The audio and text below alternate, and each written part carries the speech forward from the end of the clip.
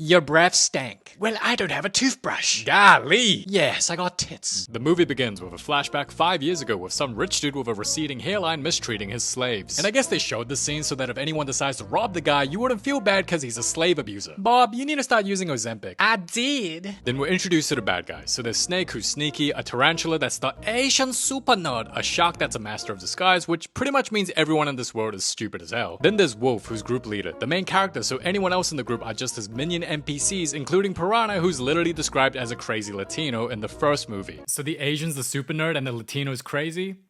Okay, DreamWorks. You are bums. So Wolf proceeds to steal this guy's car, and we shouldn't feel bad because he's mean to his slaves, as the bad guys then disturb the cops, who are just 9-to-5 workers with families just trying to do their job. And when the cops get injured for chasing them, the bad guys are just dying laughing, like, you work a 9-to-5 and now you got hurt? Loser, I could never. And they get away with stealing a car while injuring a bunch of people in the process. Yo, if you were inside a car at that height and it falls, wouldn't she be dead? So we see them live the good life back in the day, and now it's present day as the group leader is broke, poor, and can't find a job, all because the bad guys decided to go good. So to recap from the first film, the governor is actually an ex-criminal. This James Corden looking guinea pig was not much different from the real James Corden, as he is fake, acting all goody two-shoes in public while stealing from charity in private, but gets arrested in the end, but not for his actual crimes, but because people think he's the criminal Crimson Poor, when the Crimson Poor is actually the governor. Now the bad guys turn themselves in and goes to jail to change and leave a life of crime, only to get released and slapped in the face by reality because not a single one of them is able to get a job. I got A+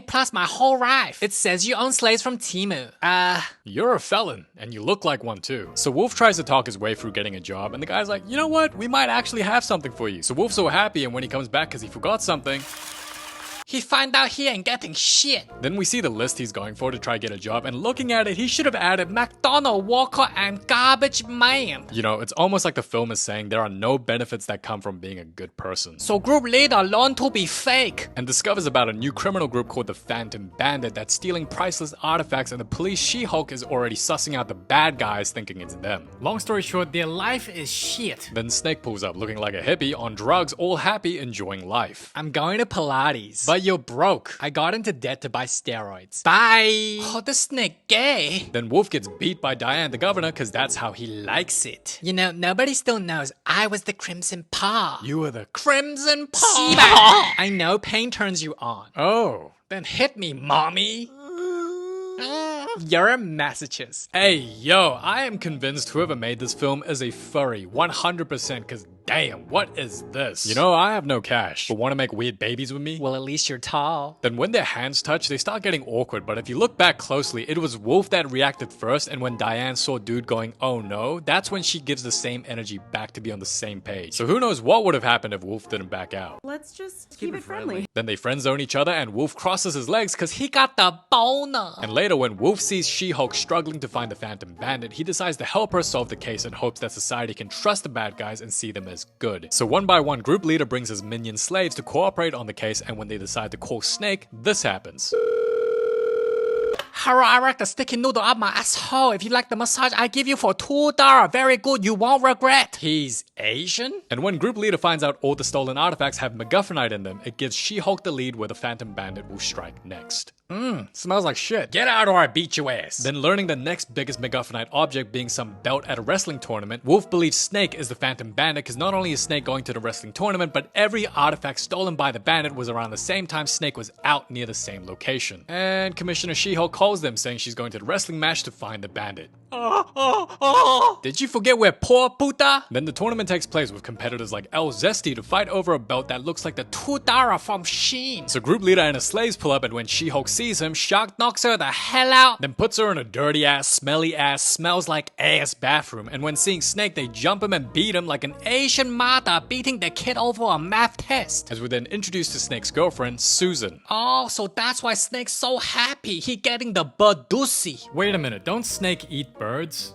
Oh, Snake be eating that bird, alright? Oh, he freaky. And when the tournament begins, El Zesty gets wrecked by Mysterious Piggy, and cause Wolf's convinced the Piggy's the bandit, the group leader and his slaves pull up to fight against the pre-made Korean barbecue. Piggy looks so tasty. And when the bad guys pin the pork chop down, Wolf tells the crowd she's the bandit, only for the belt to be placed on Piranha by the Piggy, so the bad guys get framed as grown-ass men crash out over a belt. Then they decide to run away like they're guilty. But Why? Just take the belt off and give it back to them. Problem solved. Why are you running? Are you dumb? And just like a concert, I'm sure someone is recording the whole thing from the front row, so I'm sure there's footage of Bacon putting the belt on Sushi, so why run away? Anyway, the bad guys get chased, She-Hulk wakes up and seeing the bad guys running away with the belt feels betrayed and convinced they are the Phantom Bandits. So she goes full gorilla mode, using her steroid strength to go catch them. Then Snake's girlfriend Susan helps them out as Shaw kicks the shit out of She-Hulk. Naughty boy, do that in real life, you gon' get shot. And they get away.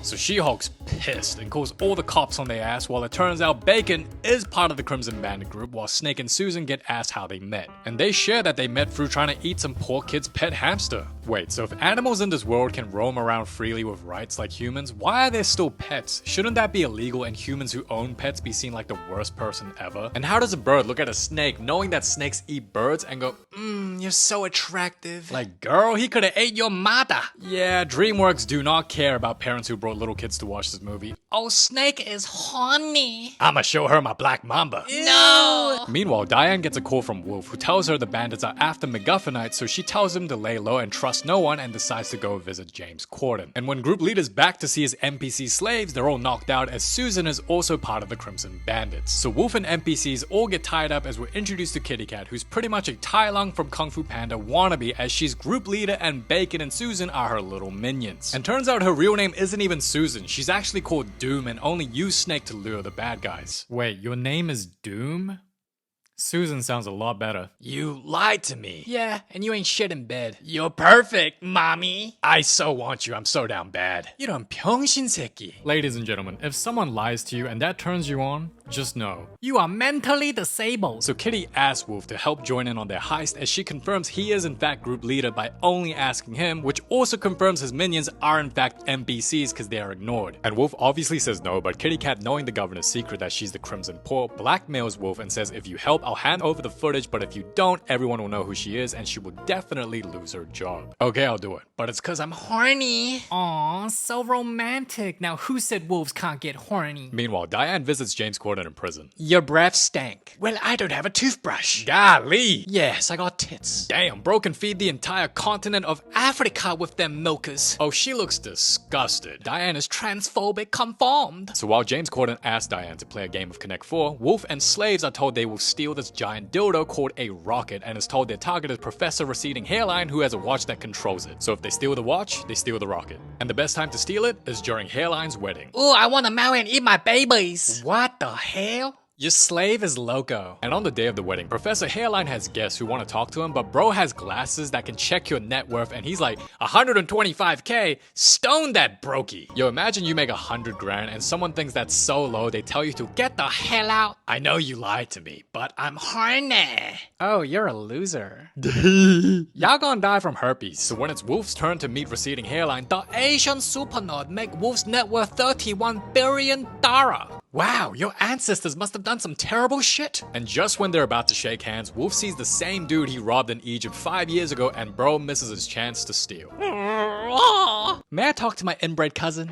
야이 개새끼야. And turns out the bride acts like a sorority girl that just entered college. Why can't the sky be pink, not blue? Then when the wedding takes place, Wolf's the bride. Baby, you're looking extra fine today. Meanwhile, Mr. I mistreat my slaves in Egypt starts to get sus of Wolf, then gets the flashback of Wolf stealing from him, so he crashes the wedding, leading to Wolf fake passing out. Then the lights go on slave abuser, and by the time Mr. Egyptian man checks, it is the bride, so he gets kicked out, Receding Hairline gets married, and the bad guys and bandits leave with the watch. And Wolf explains the Egyptian man crashing out was all part of his plan, rage baiting him to crash the wedding, and when all eyes are on him, Wolf takes the watch and swaps with the bride in a span of 1 second. So a Wolf gets out of a wedding dress and swaps with the bride in under 1 second, and you're telling me no one saw a wolf in underwear flying in the sky at all? Interesting logic, movie. I love how he explains it like it makes sense, but the more I listen to it, I'm like, yeah, that doesn't make sense at all, but please continue. And James Corden ends up telling her the bandits have a device that is a gold magnet to steal all the world's gold. Wait, but we haven't finished our match. Damn, how do you lose that badly and not notice? Are you dumb? And wait a minute, why a fox in a kid's movie got body goals? Like,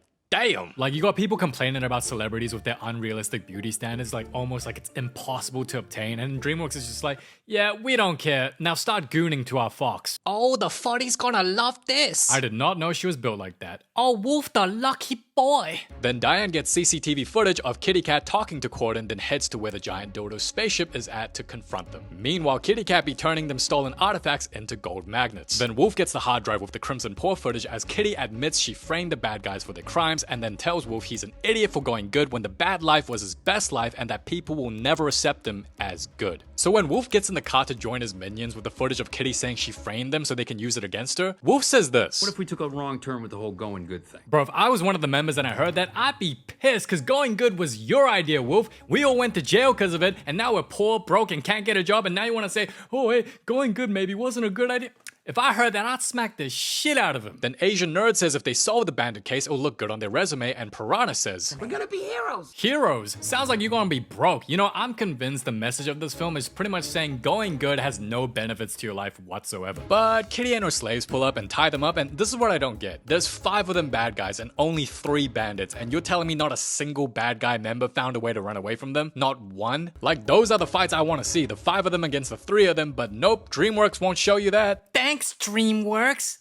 So Kitty tells them their evil plan like every villain does cliche and that she'll use the device to steal all the world's gold once they're in space using the rocket. Then she decides to upload the footage exposing Diane anyway because Kitty made a deal with Corden but also gives them a choice. Press the remote and they'll be released but the video will continue to upload, or pause the remote and the video will stop uploading but they'll be stuck dangling again. Oh, you gonna cry for your mama? Then Doom calls the cops and snitches the bad guy's whereabouts. Enjoy having blue balls in prison. I'm gonna goon to your photos. Boy, you the reason OnlyFans make a profit. So the bad guys try taking the USB out, but that doesn't work, then gets the Asian nerd to hack the computer to stop it. But when she realizes she's an NPC and can't do shit when it actually matters, Wolf decides to throw the computer into a burning furnace, and I was just watching this whole shit like, bro, why don't you just break it? Why are you being so extra?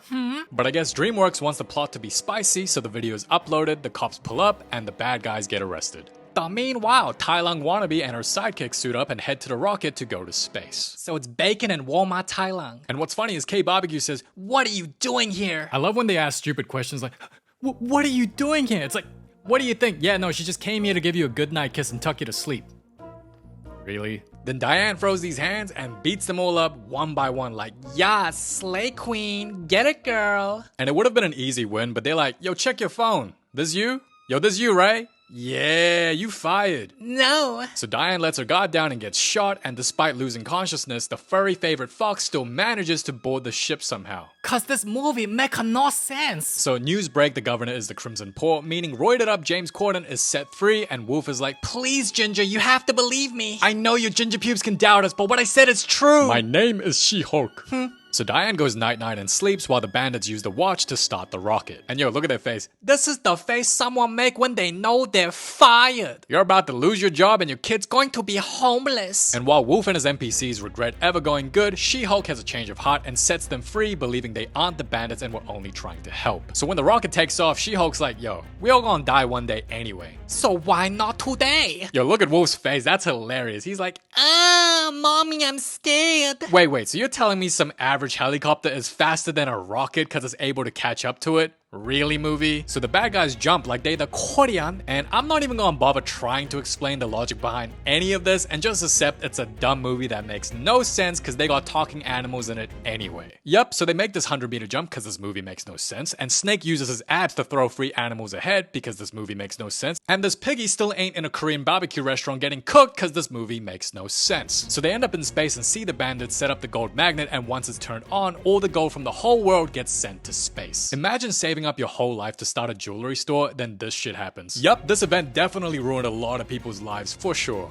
And not to mention, roided up Corden hops into a golden car and heads to space, but it's like you knew this was gonna happen, so why are you screaming and enter a golden car? That's like if I knew a tsunami was coming, so I go to the beach. It's like, what were you thinking? Are you dumb? Then Piranha tries to play hero, but his musty, gassy ass farts and suffocates Snake. Kill me. Turn it off, alright? You're gonna kill them.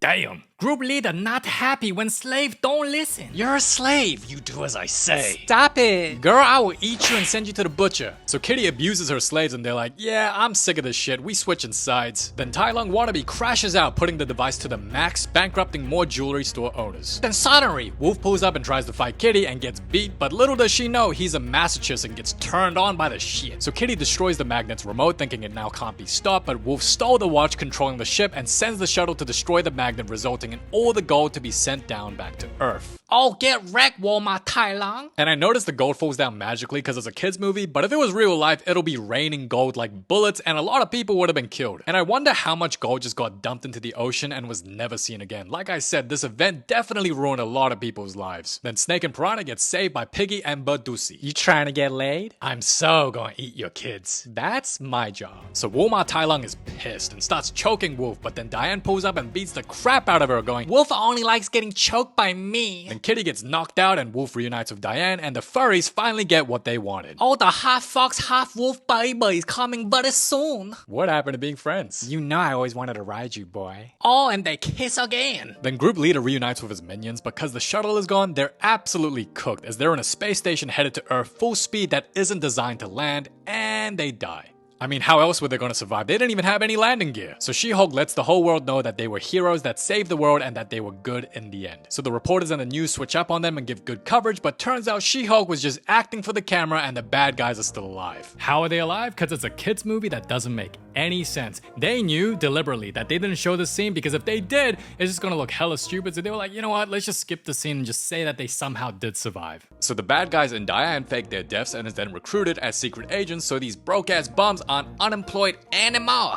As the film ends with them as agents driving a nice car, Walmart Tai Lung becomes Tai Lung by being stuck in prison, while Badusi and Piggy drops the soap. And in the end credit scenes, turns out James Corden was just acting, turning his car into a spaceship and says he's heading to his home planet, which I'm assuming is filled with a bunch of animals that act like James Corden and Ellen DeGeneres. I bet it's called the Fake Planet. So the Bad Guys franchise is guaranteed to have a third film, and overall I thought it was pretty entertaining as long as you keep in mind that this is a dumb movie that doesn't make any sense whatsoever. Now me personally, I like the first film more than the second, but as sequels go, this was better than I expected. But yeah, I'm curious to know which film you like better, so let me know in the comments below. Thank you so much for watching. It's been your boy KC, and yeah, till next time.